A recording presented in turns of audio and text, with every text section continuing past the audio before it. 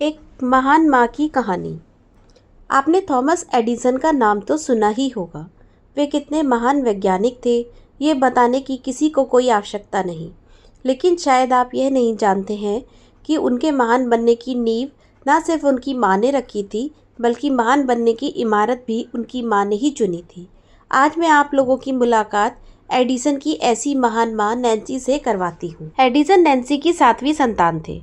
वे बचपन से ही बड़े जिज्ञासु थे। जब 7 वर्ष की उम्र में उन्हें स्कूल में भर्ती कराया गया तो उनकी जिज्ञासु उनके आड़े आ गई। वे बात बात पर टीचर से सवाल पूछा करते थे। इससे तंग आकर टीचर ने एडिसन की माँ को बुलाकर कहा कि आपका बच्चा काफ़ी डल है और ऊपर से फिजूल के सवाल भी बहुत पूछता है। माँ नैन्सी को अपने बेटे को डल कहा जाना बिल्कुल रास नहीं आया। वह इतना नाराज़ हो गई कि उन्होंने एडिसन को उस स्कूल से ही उठवा लिया। फिर अगले 2 वर्ष में एडिसन को 2 और स्कूल में भर्ती करवाया गया, परंतु ना तो एडिसन की सवाल पूछने की आदत ही बदली और ना ही उनके प्रति टीचर का रवैया ही बदला। यानी इस दरमियान ले देकर सिर्फ स्कूल बदलती रहीं। इससे एडिसन की माँ नैन्सी को बहुत बड़ा झटका लगा। वे अत्यंत दुखी हुई। कोई उनके बेटे को डल समझे या उसका अपमान करे, यह उनसे बर्दाश्त नहीं हो रहा था। आखिरकार उन्होंने एडिसन को स्कूल से उठवाते हुए टीचर से साफ कहा कि डल मेरा लड़का नहीं है, कमज़ोर आपकी नज़र है, जो उसकी प्रतिभा आपको दिखाई नहीं दे रही। अब नैन्सी स्वयं एक टीचर रह चुकी थी। वे जानती थी कि एक बार बच्चे का आत्मविश्वास डगमगा जाए तो फिर उसके लिए संभालना मुश्किल हो जाता है। सो उन्होंने आगे से अपने बेटे को किसी स्कूल में ना भेजने का निर्णय लिया। यही नहीं, उन्होंने अपने दुलारे को घर पर स्वयं ही पढ़ाना भी तय किया।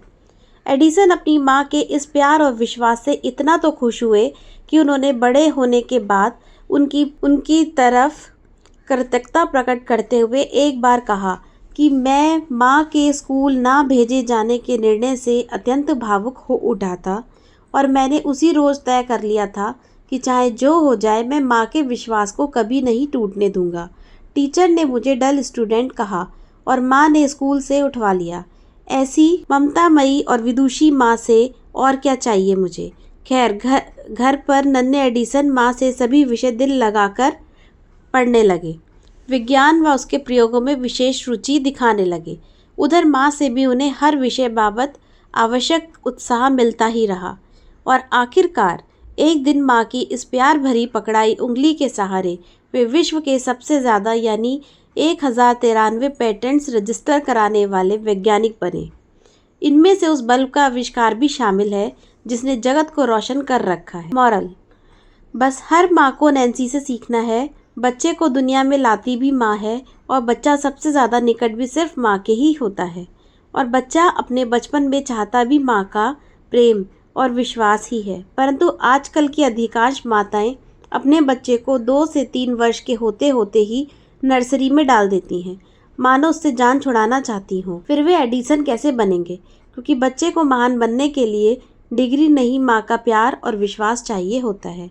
एडिसन के पास कौन सी डिग्री थी?